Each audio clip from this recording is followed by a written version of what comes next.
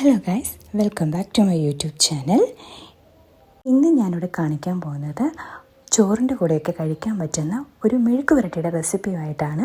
ഇതുവരെ നമ്മൾ ബ്രേക്ക്ഫാസ്റ്റിൻ്റെ കൂടെ കൂട്ടാനുള്ള കറികൾ പരിചയപ്പെട്ടു, മീൻകറി പരിചയപ്പെട്ടു. അപ്പോൾ ഇന്ന് വെറൈറ്റി ആയിട്ട് ഒരു മെഴുക്ക് പുരട്ടിയുടെ റെസിപ്പി പരിചയപ്പെടുത്താമെന്ന് വിചാരിക്കുന്നു.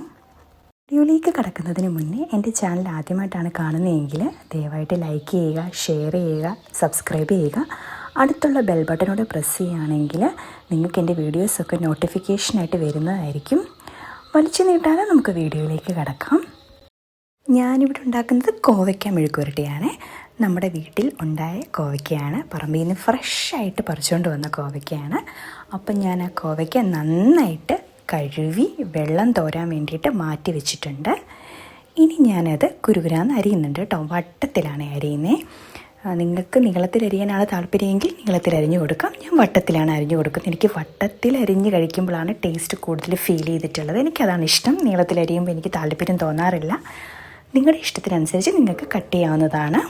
അതിലേക്ക് ഞാനൊരു 3 പച്ചമുളക് എടുത്തിട്ടുണ്ട്. നിങ്ങൾക്ക് മുളക് പൊടിയാണ് ഇടാൻ താല്പര്യമെങ്കിൽ ഇത് സ്കിപ്പ് ചെയ്യാവുന്നതാണ്. നല്ല എരിവുള്ള പച്ചമുളകാണ് ഞാൻ എടുത്തേക്കുന്നത്. അതുകൊണ്ട് ഞാൻ 3 പച്ചമുളക് എടുത്തിട്ടുണ്ട്. പിന്നെ ഞാനൊരു സവാള എടുത്തിട്ടുണ്ട്. ചെറിയൊരു സവാള ആയതുകൊണ്ട് ഞാൻ ഫുൾ സവാള യൂസ് ചെയ്യുകയാണ്. നിങ്ങളുടേത് വലിയ സവാളയാണെന്നുണ്ടെങ്കിൽ നിങ്ങൾക്കത് കട്ട് ചെയ്തിട്ട് യൂസ് ചെയ്യാവുന്നതാണ്. ഞാൻ ഈ സവാളയും കോവയ്ക്കയും പച്ചമുളകും കൂടെ അരിഞ്ഞ് ഞാനൊരു പാത്രത്തിനകത്ത് വെച്ചിട്ടുണ്ട്. ഇനി നമുക്കൊരു പാൻ ചൂടാക്കാൻ വേണ്ടിയിട്ട് വെക്കാം. ആ പാൻ ഒന്ന് ചൂടാകുമ്പോഴത്തേക്കിന് ഞാൻ കുറച്ച് വെളിച്ചെണ്ണ ഒഴിച്ച് കൊടുക്കുന്നുണ്ട്.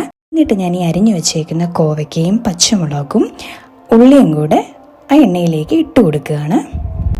ഈ സമയത്ത് ഞാൻ ഉപ്പും മഞ്ഞൾപ്പൊടി ഇട്ട് കൊടുക്കുന്നുണ്ട്. നിങ്ങൾ പച്ചമുളക് ഇട്ട് കൊടുക്കുന്നില്ലെങ്കിൽ മുളക് പൊടി ഈ സ്റ്റേജിൽ ഇട്ട് കൊടുക്കാവുന്നതാണ്. എന്നിട്ട് ഞാൻ നന്നായിട്ട് ഇളക്കി കൊടുക്കുന്നുണ്ട്. എന്നിട്ട് ഞാൻ കുറച്ച് നേരം അടച്ചു വെച്ച് വേവിക്കുകയാണ്. അപ്പോൾ കോവയ്ക്കയിൽ നിന്ന് ഉള്ള വെള്ളമൊക്കെ നന്നായിട്ട് ഇറങ്ങി വരും.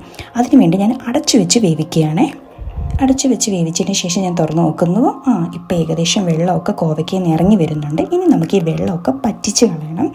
പറ്റിപ്പോയാൽ മാത്രമേ നമുക്ക് മെഴുക്കുവരട്ടിയായിട്ട് കിട്ടത്തുള്ളൂ. അപ്പം ഞാൻ ഇനി കുറച്ച് നേരം തുറന്ന് വെച്ചിട്ട് ഞാൻ നന്നായിട്ട് ഇടയ്ക്കിടയ്ക്ക് ഇളക്കി കൊടുക്കുന്നുണ്ട്.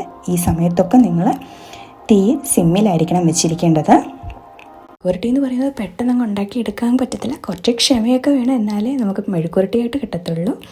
അപ്പോൾ ഞാൻ തുറന്ന് വെച്ച് ഇങ്ങനെ വെള്ളം പറ്റിച്ച് കഴിഞ്ഞതിന് ശേഷം നോക്കിയപ്പം വേവാനുണ്ട്. അപ്പം ഞാൻ എന്ത് ചെയ്തു, ഞാൻ അടച്ച് വെച്ചൊന്ന് വേവിക്കുകയാണ്. കാരണം എന്നാൽ കോവയ്ക്കൊക്കെ നന്നായിട്ട് വെന്ത് കിട്ടത്തുള്ളൂ. അപ്പം ഞാൻ നന്നായിട്ട് അടച്ച് വെച്ച് വേവിക്കുന്നുണ്ട്. ഇനി ഒന്നുകൂടെ ഞാൻ അടച്ച് വെച്ച് വേവിച്ചതിന് ശേഷം ഞാൻ പിന്നെയും തുറന്ന് വെച്ച് നോക്കുമ്പോൾ ഇടയ്ക്ക് ഇളക്കി കൊടുക്കണേ.